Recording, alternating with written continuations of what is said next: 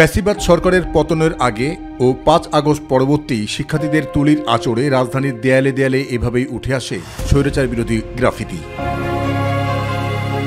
এই দেয়ালচিত্রের মাধ্যমে প্রকাশ পায় ছাত্র জনতার আশা আকাঙ্ক্ষার প্রতিফলন। তখন দেয়ালচিত্রকে অনেকেই দেখেছেন তাদের স্বপ্ন হিসেবে, আবার অনেকের কল্পনায় ছিল এমন এক দেশের প্রত্যাশা। আর এই চিত্রকথার মধ্য দিয়ে সহজেই স্পষ্ট হয়ে ওঠে অধিকার আদায়ের পাশাপাশি বৈষম্যমুক্ত ও দুর্নীতিমুক্ত সমাজ ব্যবস্থার কথা। কিন্তু বর্তমান প্রেক্ষাপটে এসব গ্রাফিতি এখন সাধারণ মানুষের কাছে যেন শুধুই দেয়ালচিত্র, ওরা জানে না এর মর্ম অর্থ।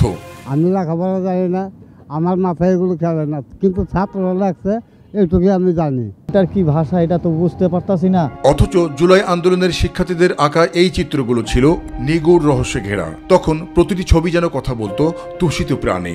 গ্রাফিতি তো আমরা করেছি, শিক্ষিত সমাজ করেছি, কিন্তু দেশের বড় একটা অংশ পড়ে আছে যাদের কাছে আমরা এখনো পৌঁছাতে পারিনি। সব জায়গায় বৈষম্য এখনো যে দূর হয়ে গেছে এরকমটা না। প্রত্যেকটা গ্রাফিতি থেকে আমরা বুঝতে পারি আসলে যে সমাজের রিয়ালিটিটা কি। অ্যান্ড ইটস লাইক যে কথাগুলো আমরা প্রকাশ্যে বলতে পারতেছিলাম না আগে, অনেক লম্বা একটা সময় ধরে আমরা ট্রাই করতেছিলাম সেগুলো এক্সপ্রেস করার। শুধু তাই নয়, শিক্ষার্থীদের পাশাপাশি এক কাতারে দাঁড়িয়ে যে তরুণটি জীবন দেওয়ার জন্য প্রস্তুত ছিল, আজ তার জীবনে এই গ্রাফিতির কি বার্তা বহন করে তা নিয়ে জনমনে রয়েছে নানা প্রশ্ন। কিছু কিছু সেগমেন্টে আমরা এখনো বৈষম্যের শিকার, কিছু কিছু সেগমেন্টে এখনো ক্লিয়ার হয়নি। আমার অধিকার কি এটা বুঝতে হলে মানুষকে আরো সময় লাগবে, মানুষকে সেই জ্ঞানটা মানুষের কাছে পৌঁছাতে হবে, এটাও আমাদেরই দায়িত্ব।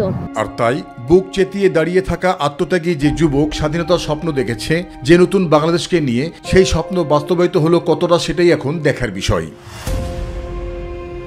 যে বাণী অন্তরে পাথর চাপা দেওয়া যায়নি, সেই বাণী এভাবেই ফুটে উঠেছিল রাজধানী সহ দেশের বিভিন্ন দেয়ালে দেয়ালে। আর এইসব দেয়াল লিখনগুলো তখন বলছিল মুক্তি চাই, অধিকার চাই, স্বাধীনতা চাই।